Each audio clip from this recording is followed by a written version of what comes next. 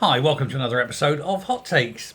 Now, the Labour Party will never admit it publicly, but deep down they know that the 1.5 million houses that they pledged, well, ain't going to happen. Not even close.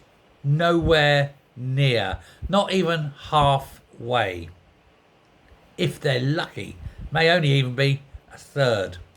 But the houses are needed. But what are you going to do? Well, a Labour MP and a Tory MP have decided to put their differences aside and form up together and push to build these houses.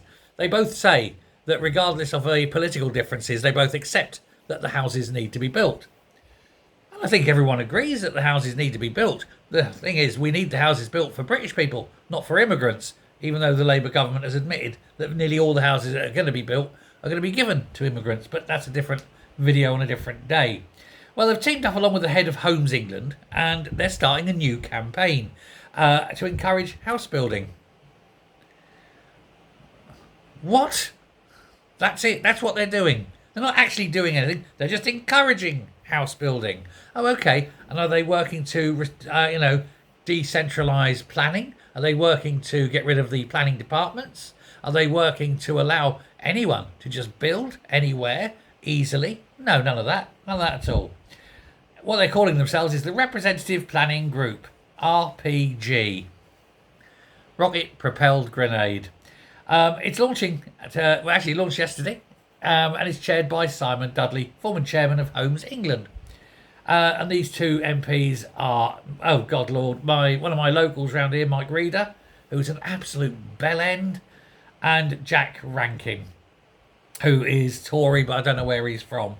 But the project, what they're trying to do is to convince councils all across the country that more people are supportive of new building than is reflected by responses to proposals. In other words, what they're saying is, we'd like you to ignore all the NIMBYs. We want you to ignore all the complaints.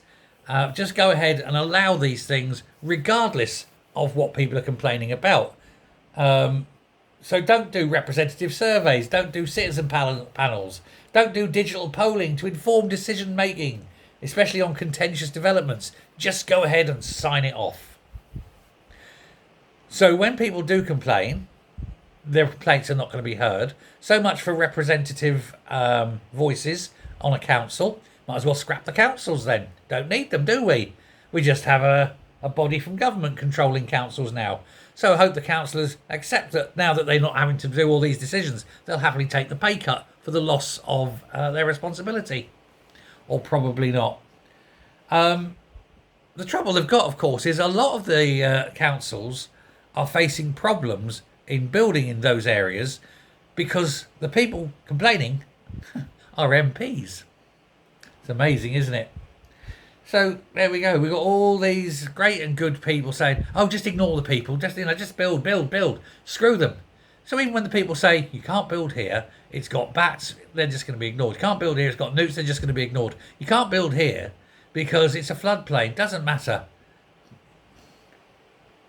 Dear God, help us above. Well, when all these builders go bankrupt, which they will, because let me tell you, if you start building on a floodplain and then all of a sudden the flooding happens and you go back to the builders for the remedial work, well, those builders are going to go, oh shit, no.